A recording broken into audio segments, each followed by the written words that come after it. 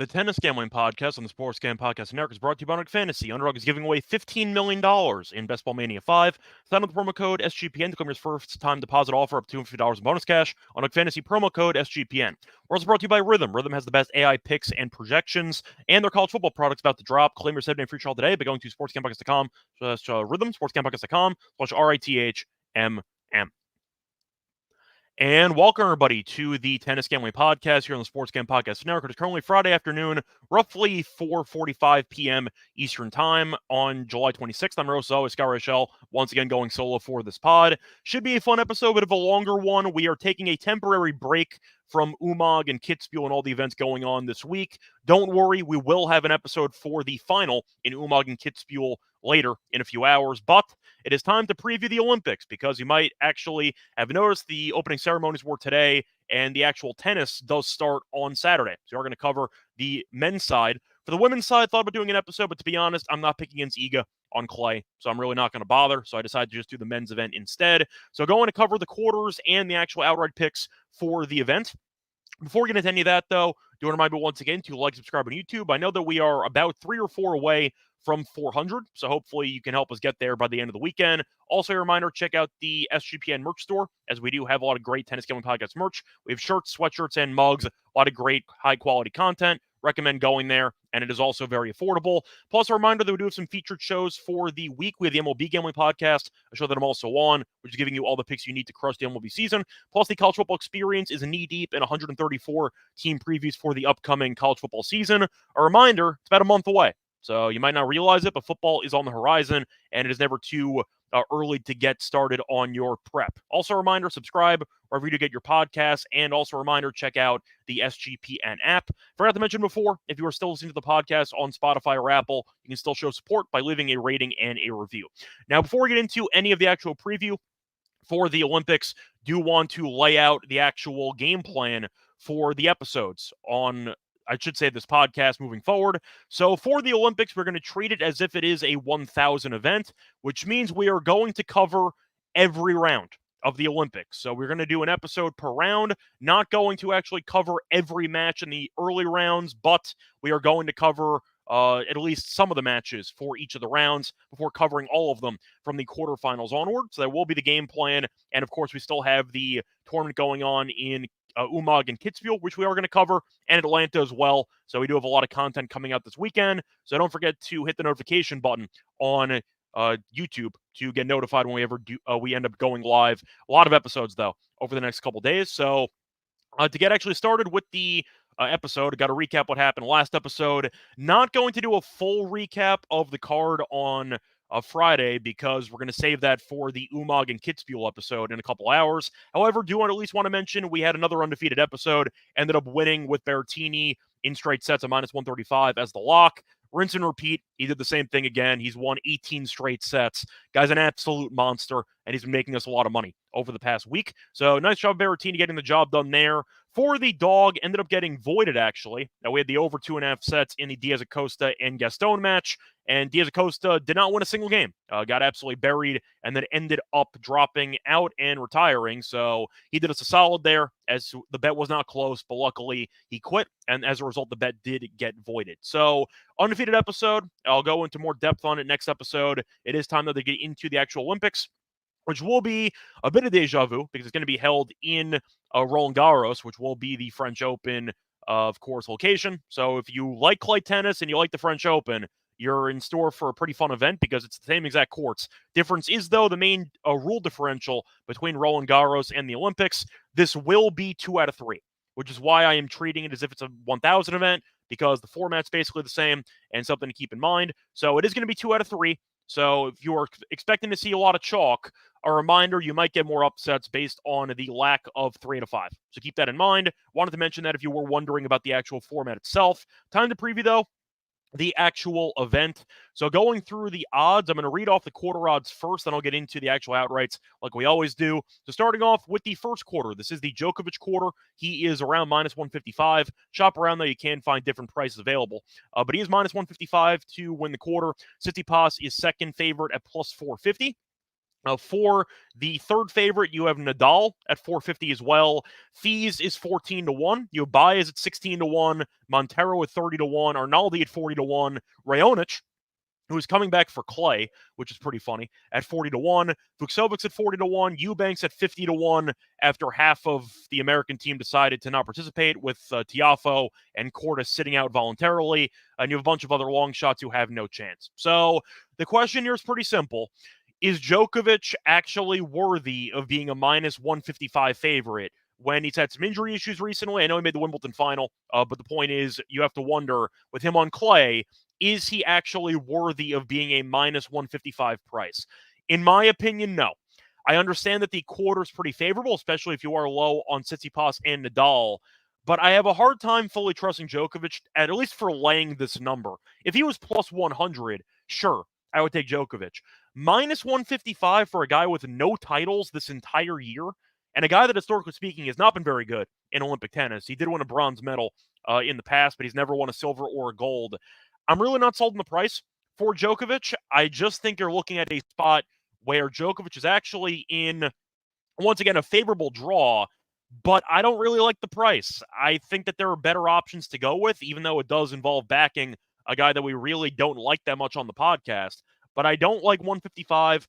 I'm not going to lay it. I think I have to pass on Djokovic. I'm rooting for him, but I do think that it's not exactly a great price for me to actually consider putting money on him. So I am going to pass on that one. Now, that's going to take us to the other options. The funny part of the actual draw is the fact that you are looking at what should be a fun throwback matchup between two legendary players with the second round, because you are looking at a potential matchup between Djokovic and Nadal in the second round on clay, which is very fun. Do I think Nadal is going to win that match? No.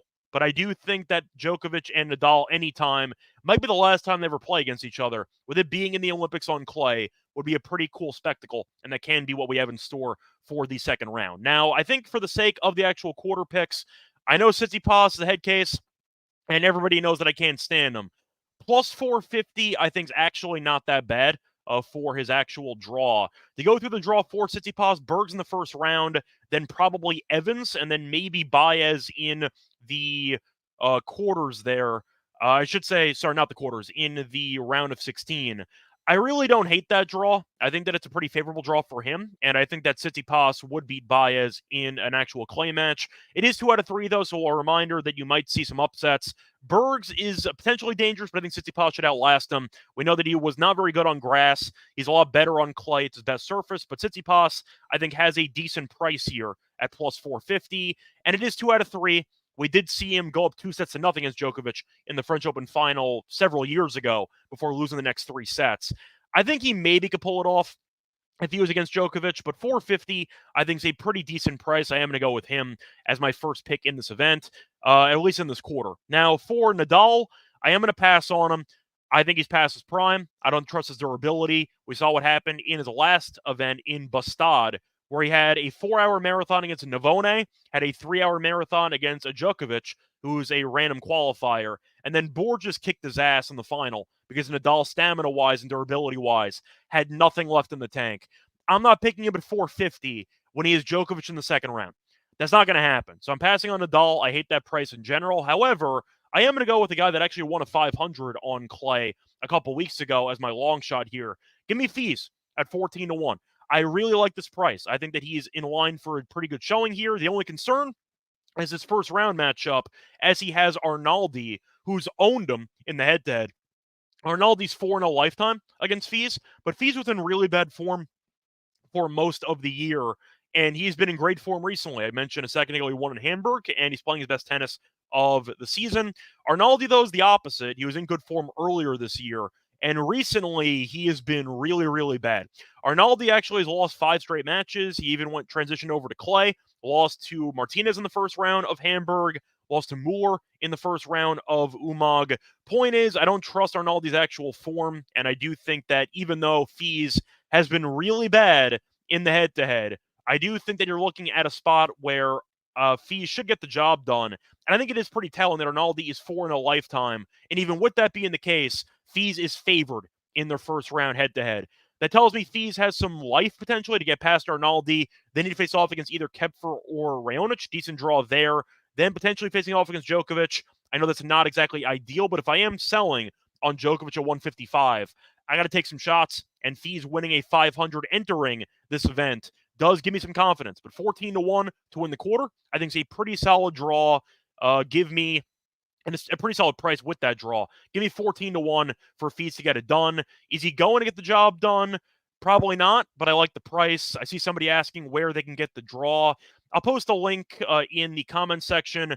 I use Flash Score for that. They do a pretty good job of actually laying out the draw in itself. I did post that in the live stream. If you do want to actually find out, you can just search up Flash Score Olympic tennis draw, and it'll come up. But the point is that is where I'm getting all of my draw information. So give me Thies and Tsitsipas as my two picks here for the first quarter. I like Djokovic. He's my favorite player of all time. 155, I'm not interested in, so I'm going to pass on that price. Moving on to the second quarter. For this one, this is the Zverev quarter. Now, Zverev is plus 110. You have Musetti at 4-1, who, of course, we are pretty heavily invested in for Umag. He's one match away from winning the title. Hopefully, he cashes us that 6-1 outright pick. Point is, though, he's at 4-1. You have Fritz at 8-1, Jari at 12-1, Draper at 12-1, Navone at 18-1, Monfils at 25-1. If you want to go for the home country angle, Mag at 25-1, Kotov 28-1, Zhang 28-1. You kind of get the point. Shout out to Borges, though, who did win a clay title, and he's also available at 28-1. Now, for this actual quarter, I think Zverev's going to win. Now, Zverev window can be a head case. We saw it in that Thies match in the final in Hamburg, where he went, I think it was 1 of 22 in break points, and he lost the match. Point is, though, he's a very solid clay player. We saw him make the French Open final, and he got screwed over by the double fault call that wasn't against Alcaraz. And I'm not saying would have won the match, but it would have made it more interesting as he would have gotten the break back. But the point is, Zverev, I do think, is worthy of being the favorite in this quarter, and plus 110 I do like. Now, the real question mark for me for this actual quarter was Musetti. Because Musetti is a guy that we've been high on for the last week or so, especially based on his form in Wimbledon, where he made a phenomenal run to the semis. We saw Djokovic beat him. It was a competitive straight set loss, and we parlayed that success in Wimbledon over to Umag, and now he's in the final against Cerundolo. So he is in great form. However, the one aspect that I am concerned about for Musetti is rest, because he's going to have none of it. Now, luckily for him, he's not playing on the first day of the actual card. He's playing on Sunday, so there is a rest day in there, kind of. The problem is he's still playing a final on Saturday, then he's flying to France and then playing a match on Sunday. So it is a really bad scheduling spot for Musetti. And as a result, I am concerned about his overall fitness over the course of this event, especially in the latter stages of this event. So I think I'm going to pass on Musetti. I recognize his talent is there, and I know that he can definitely have the talent and any given day to actually beat anybody on clay, even Djokovic or Nadal. But the point is, I think you're looking at a spot where Musetti is a very solid clay player. It's a really bad spot. I'm going to fade him at 4-1. I think he's going to win a couple rounds, but I think eventually fatigue's going to catch up to him, and I think he's going to struggle. So I am going to go with other options.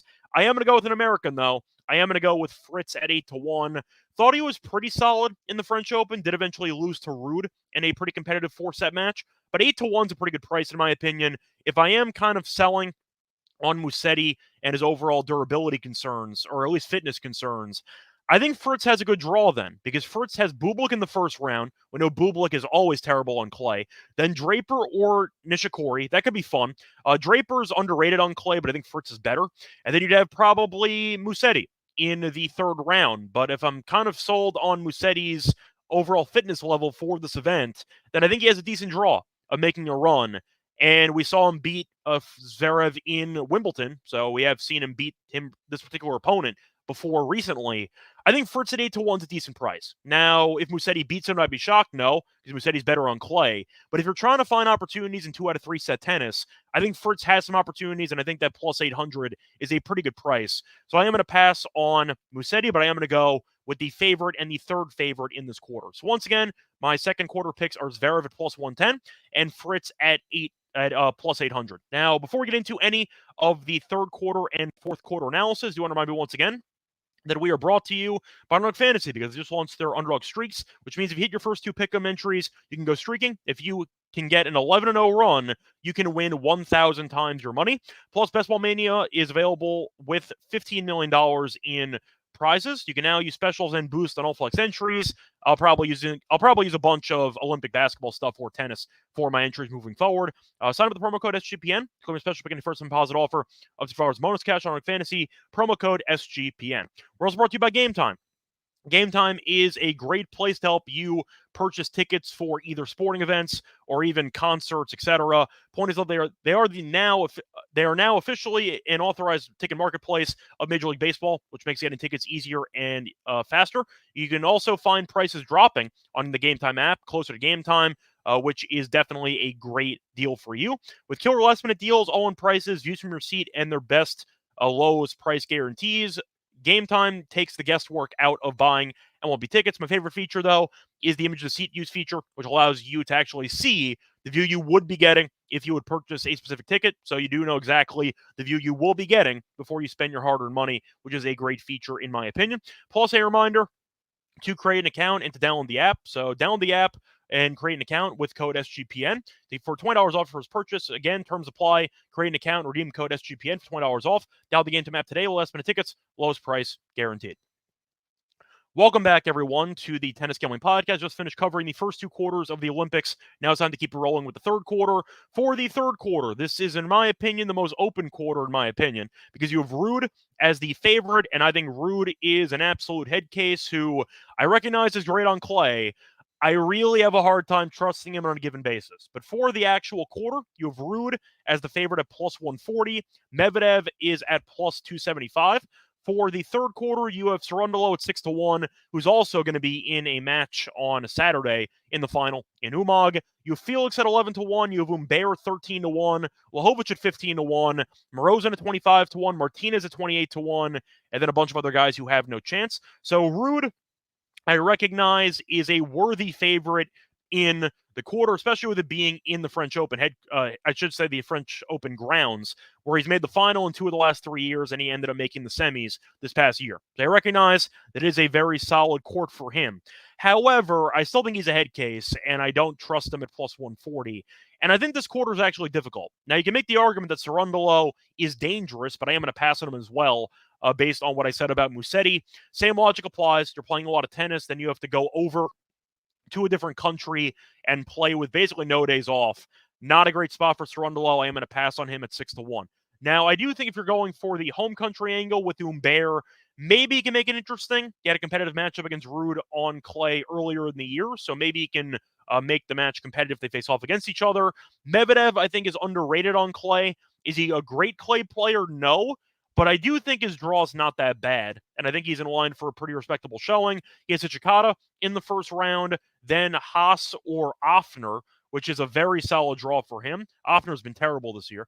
Then probably, if I had to guess, Felix, but that could be interesting. But Medvedev has owned Felix in the head-to-head.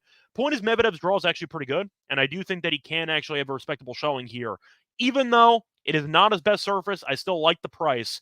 Plus 275 for a top 5 player in the world is a very good price in my opinion. I am going to go with Medvedev at plus 275. Now, that's the only pick I actually have for the quarter. If I had to go for other potential long shots in the actual section, I would consider Humbert at 13-1. Lajovic is interesting, but that 6-0 bagel against Musetti in the final set of the last match in Umag kind of concerns me. Good draw, though. If he beats Felix, maybe he has an opportunity, but I'm not going to take him either. The question is, do you want to go at Ruud immediately, or do you want to avoid him as long as possible and try to deal with Medvedev? I think the answer is going to be option B. So I guess Lajovic's price is not too bad at around 15-1 if I had to go for a long shot. But I think in reality, I am just going to stay with Medvedev at plus 275. If Ruud wins the quarter, would I be shocked? Absolutely not. But I really don't like the price at plus 140. If you want to take him as well, go ahead. But I am going to go with, in my opinion, a better price with Medvedev at plus 275. Moving on to the fourth quarter, you have the biggest waste of time quarter, which is the Alcaraz quarter, where, yeah, you're picking Alcaraz, and I feel like you're picking nobody else. For this one, the fourth quarter, you have Alcaraz at minus 575. You have de Minaur who is coming back early from his injury. So keep an eye out for him at plus 1,200. You have Struff at 14-1. Ironically, they're against each other in the first round, which even just helps Alcaraz's draw further. You have Paul at 14-1, Tabilo at 20-1, Mensik at 25-1, Echeverry at 28-1, Safulin 40-1. Bunch of guys who have no chance, so keep that in mind. Greek Sports at 40-1, though, and Norrie's at 40-1 if you want to mention some guys who have been decent on clay in the past. So Alcaraz obviously is going to be my pick to win the quarter. I'm not going to bet this. I found 550. I'm obviously not going to lay it, but I'm picking Alcaraz to win the quarter. However, I am going to throw in a long shot because why not? Give me Tabilo at 22-1. He did lose in straight sets to Berrettini in Kitzbühel. 2 tie breaks, though. It was competitive. Berrettini's, though, on the warpath right now, so I'm not going to totally roast him for losing a competitive straight set match to Berrettini. Point is, though, I do think that Tabilo has been a great player this entire season, and his draw is really not that bad. So Fulin in the first round, he should win. Then Echeverry or Seabold Wild. I know Echeverry ended up withdrawing from his previous event, potentially saving some stamina for the Olympics, but that could be an interesting matchup in the first round. I think Tabilo would be favored against either guy. Then probably against Alcaraz, which I'm assuming he's going to lose, but it is 2 out of 3, and Tabilo has still been solid all year long. I think 22-1 is a good price for a guy that's basically in the top 20 right now, and I think that he's got a decent opportunity to make a deep run. Thought about Tommy Paul. If I'm picking Tabilo to get to Alcaraz, then I think that there might be a little bit of value there. Paul has Darderi in the first round, though, which can be interesting. Then Mensik in the second round. So not exactly the best draw, per se, for Paul there. Moutet is a fun long shot if you actually think that de Minaur is going to be compromised and you think he can beat Struff on clay. Moutet, though, I don't think would beat Alcaraz in a million years, so that's kind of why I'm staying away from him. But Moutet, if you want to go for that option, is available at 65-1. If you wanted the series home country long shot, point is Alcaraz should win the quarter. I'm not going to pick against him, but I think Tabilo at 22-1 is a decent price. So once again, my actual quarter picks for the event here. The first quarter, I'm going to fade Djokovic. Once again, he might get there, but 155 laying is not a good price in my opinion. Give me Tsitsipas at 450 and give me fees at 14-1. For second quarter, give me Zverev at plus 110 and Fritz at 8-1. Going to fade Musetti, who should be exhausted entering this event. Moving on to the third quarter, give me Medvedev by himself at plus 275. If you want to go for Ruud as well at plus 140, I don't hate it, but I don't trust him enough. Give me Medvedev by himself. For the fourth quarter, give me Alcaraz at minus 550. Not going to bet it, but I have to at least acknowledge it, and give me Tabilo at 22-1. Moving on to the outright picks to win the event. So for this one, you have Alcaraz as the favorite. A reminder that Sinner is not in the event. He ended up dropping out, I believe, with tonsil issues. So he's not going to be here, which should make Alcaraz's overall path easier because he'll be favored by a decent amount against everybody. Alcaraz is minus 125. You have Djokovic at a plus 300. You have Zverev at 6-1. Nadal at 12-1. Nadal's a hilariously bad price at 12-1. Djokovic in the second round, and he's 12-1. Yeah, good luck with that. Ruud is at 14-1. Ruud being a bigger price than Nadal is embarrassing, so keep that in mind. Tsitsipas at 20-1. You have Medvedev at 20-1 as well. De Minaur's at 25-1. Musetti's at 40-1. You have Fees at 40-1. You have Cerundolo at 65-1. Draper 80-1. Fritz at 100-1. Felix is 100-1 as well. And then you have a bunch of other long shots who have no chance. So for the actual outrights, not going to spend too much time on it. I am going to go pretty chalky with this overall event. I am going to go with Alcaraz at minus 125. No reason for me to really go against him. We saw him win the French Open, so he's comfortable here. We saw him beat Zverev in 5 sets. Sinner's not going to be in the event as well. We saw him destroy Djokovic in Wimbledon again.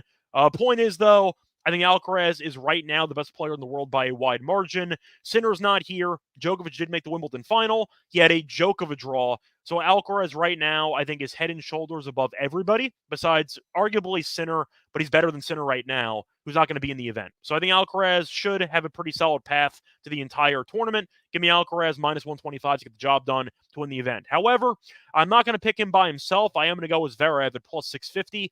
We saw him give Alcaraz all he could handle, and we did see him potentially get hosed by a double fault call that wasn't in the final that might have swayed some things. Point is, I do think that Zverev, after punting that tiebreak against Fees in the final of Hamburg, is still a very solid clay player. He's been very successful in the French Open in the past couple years. Finally made the final, but he kept making the semis, so I do know that he can make a deep run, and I do think that 650 is a pretty solid price for him. I thought about Ruud, but unfortunately, I don't think he'd beat Alcaraz, so I really can't take him. But 14 to 1 is a decent price for Ruud in general. If you want to go for a long shot, that's all I got, though. I think Alcaraz is going to win. I think Zverev's a pretty solid insurance policy, and I do think you're looking at what should be a fun overall event.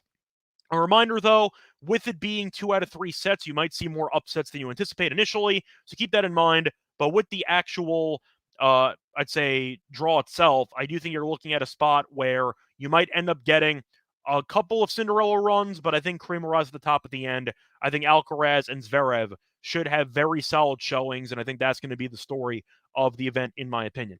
That's going to wrap it up, though, for the actual outrights. A reminder, we do have actual picks for matches over the weekend in a second. Before we get into the actual lock and dog picks, I want to remind you once again that we are brought to you by Rhythm, because Rhythm has a lot of great AI picks and projections for you to use in a bunch of different sports. They dominated golf with the British Open, and their college football products about to drop. You can even customize your own betting models using Rhythm's tools. Claim your 7-day free trial today by going to sportscampodcast.com. So it's Rhythm, sportscampodcast.com/RITHMM.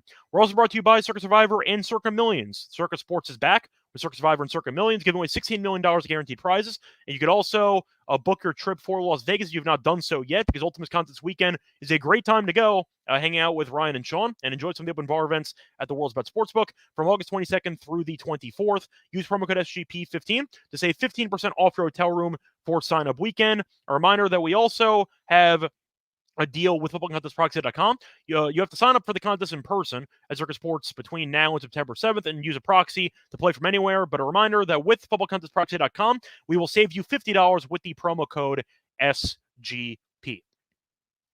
Welcome back, everyone, to the Tennis Gambling Podcast. Just finished previewing the outrights for the Olympic tennis tournament coming up over the next week or so. Now it's time to get into the actual picks for the first round for the lock and dog. I am going to go to a matchup between Mensik and Shevchenko, and I am going to go with Mensik minus the 2.5 games here at minus 110. Mensik is the better clay player, and we saw him look very sharp in Umag. Yes, he got buried on Friday against Musetti. Not going to really overreact to it.